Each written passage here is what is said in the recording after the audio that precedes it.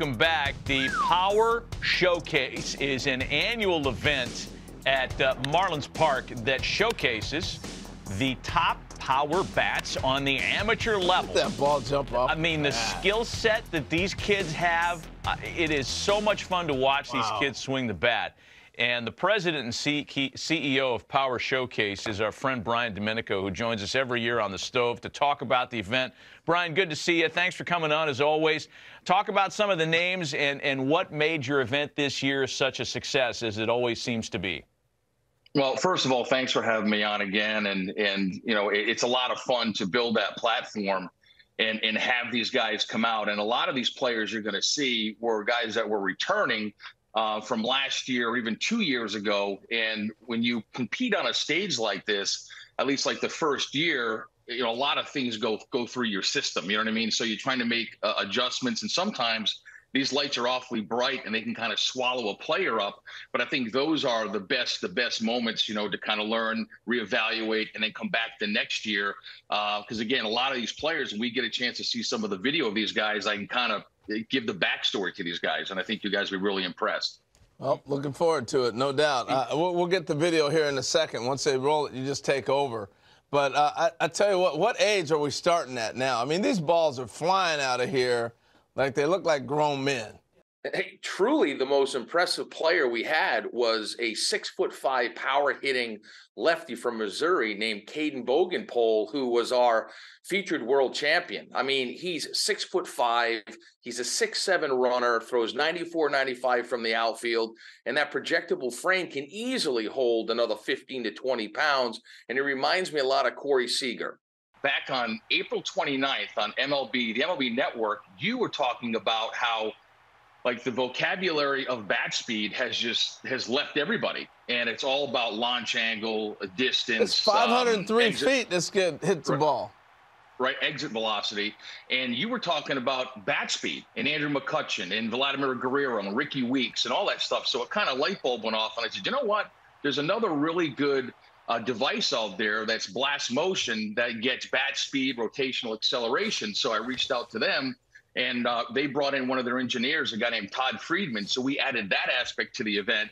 And here's some interesting stats. There's a guy named Clayton Campadilli that you're going to see here, where the top reading by a major leaguer was bat speed of 90 miles an hour.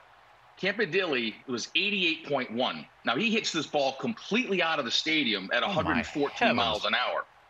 Yeah, I mean, an incredible talent, incredible talent. Wow. You've had a lot of notable big leaguers. We're taking a look at some of the breakdown here for Clayton's swing.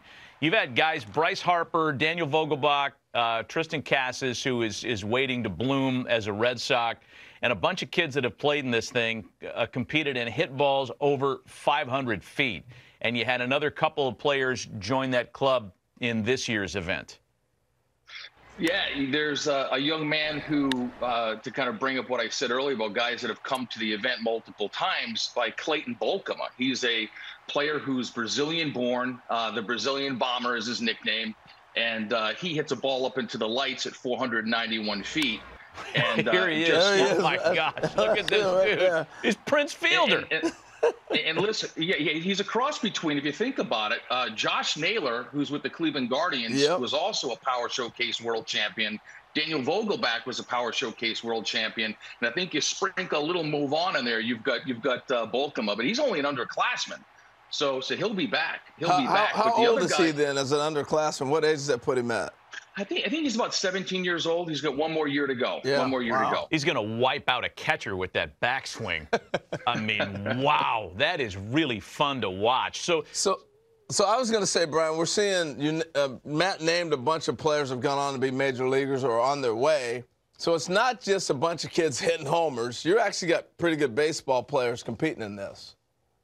Yeah, I mean, the event has really evolved from like 2008, where I had one player, the top power hitter from each of the 50 United States. And then the next year was when Harper came and the Yankees got involved and hosted Scout Day. And then the players wanted to play games. So it really encompasses everything that you want as a player. I mean, players want to be in a major league stadium. They want major access. They want limited numbers. You go to some showcases and there's 350 players. At my event, there's 40 per age group, and they got all the major league teams. They got the dinner, they have the derby, they play the game. And I think the ones that start to come in at a much earlier age, it really does help enhance their baseball DNA, their overall baseball DNA.